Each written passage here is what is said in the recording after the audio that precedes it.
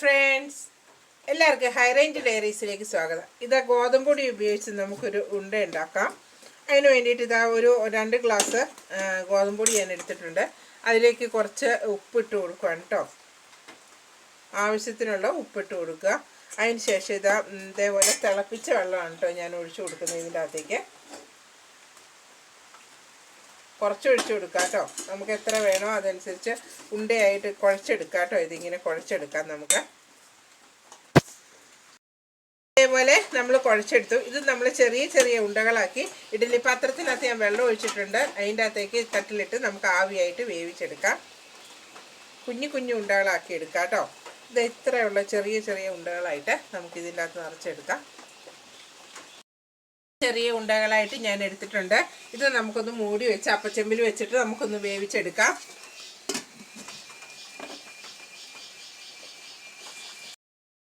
ഇതിപ്പോൾ വെന്തിട്ടുണ്ട്. നമുക്കിതൊന്ന് മാറ്റി വയ്ക്കാം. ഇതിപ്പോൾ ഒന്നും നമ്മൾ തിളപ്പിച്ച വെള്ളം ഒഴിച്ച് നമ്മൾ ശരിയാക്കിയതാണല്ലോ. അപ്പോൾ അതുകൊണ്ട് ഇത് നന്നായിട്ട് ഇത് വെന്തിട്ടുണ്ട്. അത് തന്നെയല്ല, ചെറിയ ബൗൾസ് ആയിട്ടാണല്ലോ നമ്മൾ ഇട്ടേക്കുന്നത്. അതിന് ശേഷം നമ്മളൊരു ചീനിച്ചട്ടിയിലേക്ക് നമ്മൾ അടുപ്പിൽ വെച്ചു. അതിലേക്ക് നമ്മൾ വെളിച്ചെണ്ണ ഒഴിച്ചു കൊടുക്കുക. അത് കഴിഞ്ഞ് കുറച്ച് ഉള്ളി അരിഞ്ഞ് ഞാൻ എടുത്തിട്ടുണ്ട്. പിന്നെ തേങ്ങയാണ് എടുത്തിരിക്കുന്നത്. പിന്നെ നമുക്ക് വേണ്ടത് മുളക് പൊടിയാണ് കേട്ടോ. ഇത്രയാണ് നമുക്ക് വേണ്ടത്. നല്ല ടേസ്റ്റാണ് ഇത് കഴിക്കാനായിട്ട് കേട്ടോ.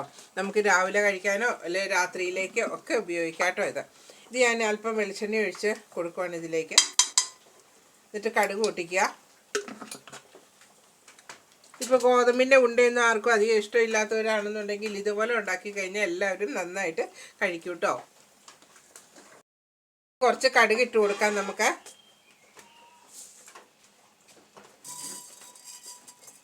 ഇച്ചിരി കടുക് ഇട്ട് കൊടുത്തു. അതിനുശേഷം കടുക് ഒന്ന് പൊട്ടിയതിന് ശേഷം നമുക്ക് പിന്നെ കടുക് പൊട്ടിയതിന് ശേഷം ഞാനിതാ കരിയാപ്പില ഇടുന്നുണ്ട്. 2 ഉണക്കമുളക് ഇടുന്നുണ്ട്.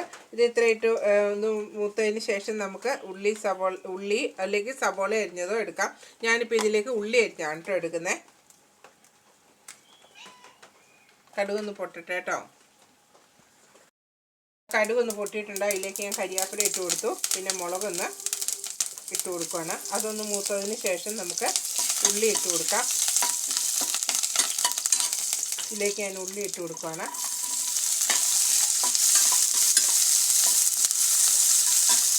കുറച്ച് ഉപ്പിട്ട് കൊടുക്കുക.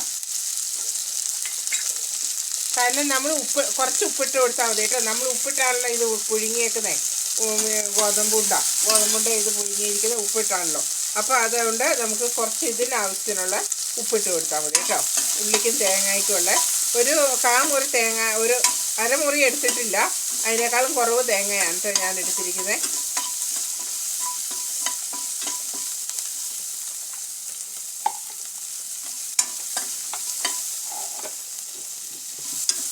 ഇത് നന്നായിട്ട് വഴറ്റിയെടുക്കുക കേട്ടോ.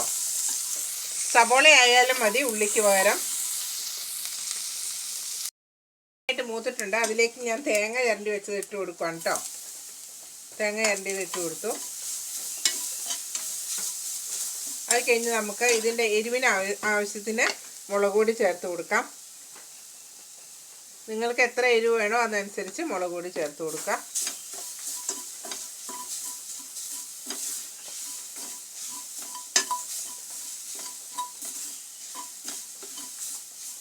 അതിലേക്ക് നമുക്ക് ഈ പുഴുങ്ങി വെച്ചിരിക്കുന്ന ഉണ്ട, നമുക്ക് ഗോതമ്പിൻ്റെ ഉണ്ട നമുക്ക് ഇതിലേക്ക് ഇട്ട് കൊടുക്കാം.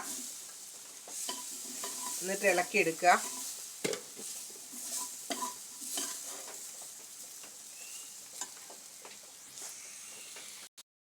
നമുക്ക് അല്പം വെള്ളം ഒഴിച്ചു കൊടുക്കാം.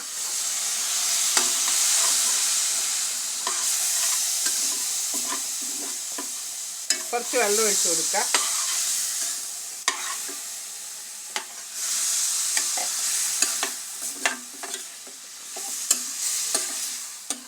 ഈ വെള്ളം ഒന്ന് പറ്റട്ടെ കേട്ടോ. ഇതിൽ കിടന്ന്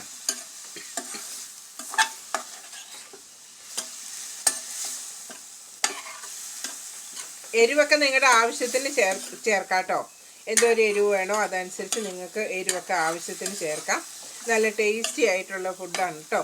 നമുക്ക് ഗോതമ്പുണ്ടയൊക്കെ ആണെന്നുണ്ടെങ്കിൽ നമുക്ക് ഇതേപോലെ ഉണ്ടാക്കിയെടുക്കാം. ഗോതമ്പ് കൊണ്ട് ഗോതമ്പ് ഉണ്ട നമുക്ക് ഇതേപോലെ ഉണ്ടാക്കിയെടുക്കുകയാണെങ്കിൽ പിള്ളേർക്കൊക്കെ വളരെ ഇഷ്ടപ്പെടും. ഇതേപോലെ ഇതിന് എരിവിന് പകരം വേണമെന്നുണ്ടെങ്കിൽ മധുരം ചേർത്താലും മതി കേട്ടോ.